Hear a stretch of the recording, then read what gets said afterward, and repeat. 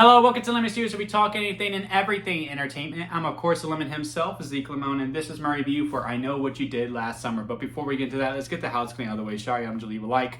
Comment below, let me know your thoughts on Know What You Did Last Summer. And, of course, hit that subscribe button as it helps me grow into my YouTube career. I would greatly appreciate it. Now, all that out of the way, let's get into the review, shall we? So, I was looking forward to this movie.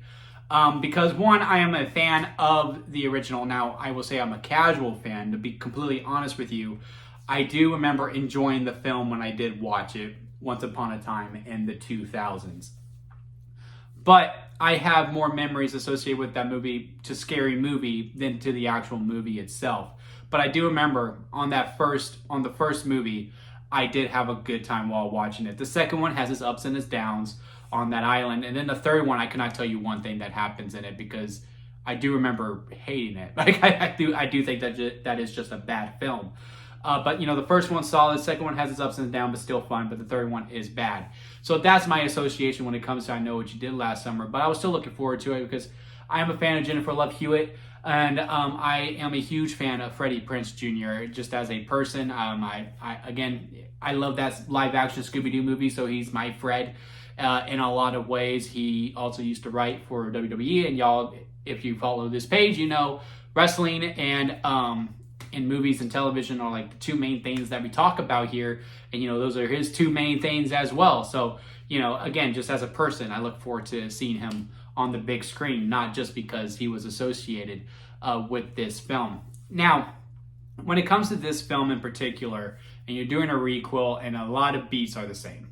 I mean, a lot of beats, not just within the original film, but just within horror in general. This script, again, like when it comes to tension and execution of the scares and all that, it is very, very routine. You know exactly when it's going to come. Okay, 3, 2, 1, up, yep, he's there. Or, nope, he's not going to be there on this cut, but they're going to cut back and then cut back to that same shot, and then he's going to be there all of a sudden. There's going to be a loud noise. Yep, sure enough, that is what happens.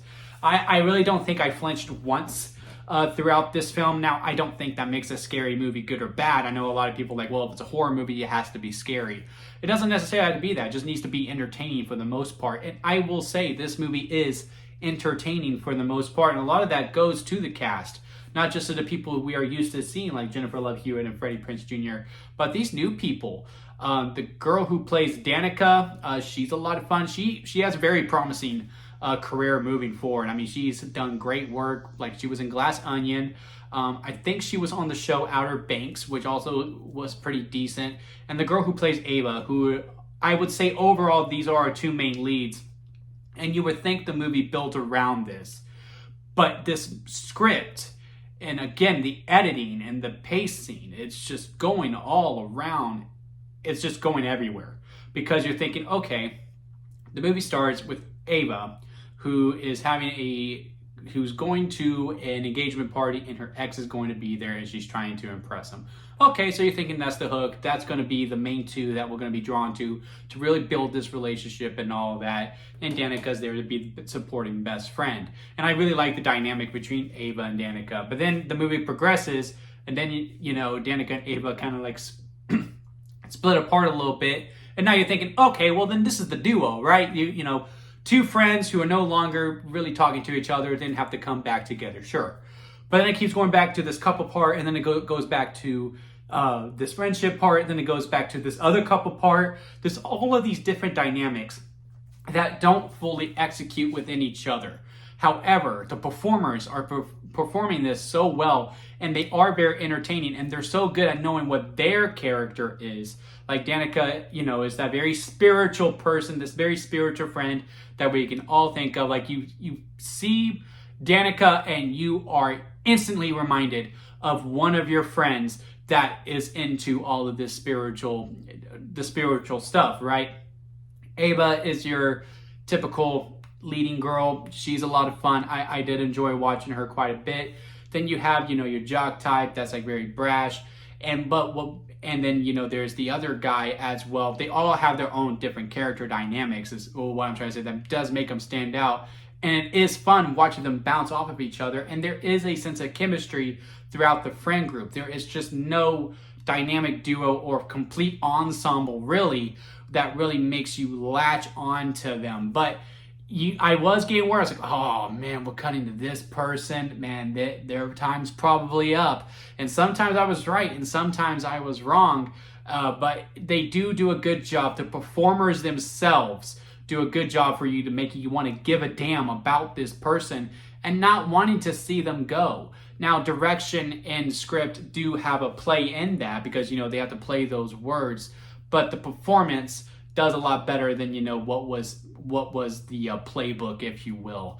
And when I say that, I just simply mean is some of the structure is just a little janky. Some scenes just don't feel completely complete. Completely complete. Wow, I don't know if that's an oxymoron or not. But yeah, they're like, okay, well, now we have to move on, but we don't really know how to get out of this situation. So we're just going to cut away. And it's just like, wait, how did this person get out of it? Like, there's one of those typical things where someone is trying to investigate something.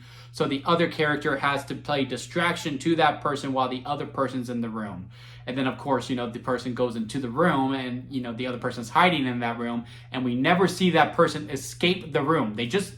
We just cut, and all of a sudden they are gone. It's just those types of scenes where it's just like, man, you got to follow through. You got to show how they escaped. You got to do all these different things where scenes, again, just feel incomplete.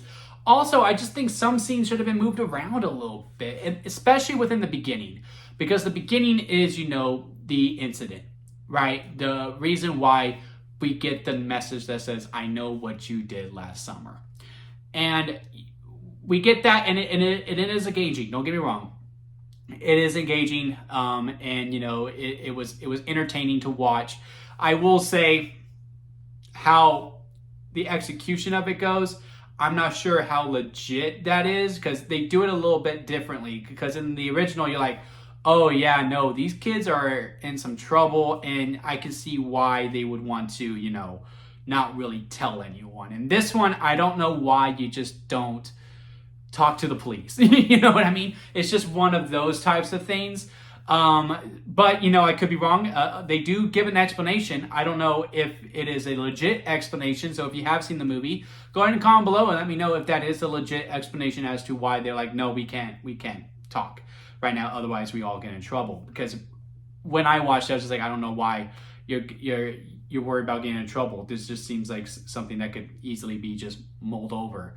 But with how that is going and the lead into that, and then we go to the time jump of 1 year later, because again, I know what you did last summer. It is very copy and paste. It starts the exact same. I could see the execution as to why, because you're trying to go, look, see how these characters were before this incident. Now look how they are, and going into a similar setting that they were 1 year before. And I just think, no, I think you start where, it's a little crumbling, and then you cut back a little later on, and just to show the difference with it. I think you still get the same punch and the same execution again if you do it the other ways, and maybe if you cut out some of the beginning as well, and you still get the same thing that you wanted went from the edit that you do have. Besides those two things, really, the only other problem I have is kind of within the reveal, because in a lot of ways these types of movies, a whodunit, really live and die by, well, who did it, right? And why did they do it? And as the thing was going on, because again, one of my main problems with the original one is the reveal, right? I don't think the reveal in the original I Know What You Did Last Summer wasn't all that great. And how they were really leaning into this one thing, because there was an obvious choice, which isn't it. I will say, I did not get it right on who did it. So props to that, because usually I can tell. But there was the obvious choice, and then that's not it. And then they go another way, and like, oh well, that seems a little disappointing. I'm not sure I really like that. And then there is another twist, and I'm just like, well, that's interesting. That's probably what we should have done the original, but how? And then, there's the explanation. It's like, okay, well, that makes sense for your explanation, but how did you do all of this? If you've seen the movie, you understand it, as I'm just like, I don't know how you could possibly be it due to what I've seen before.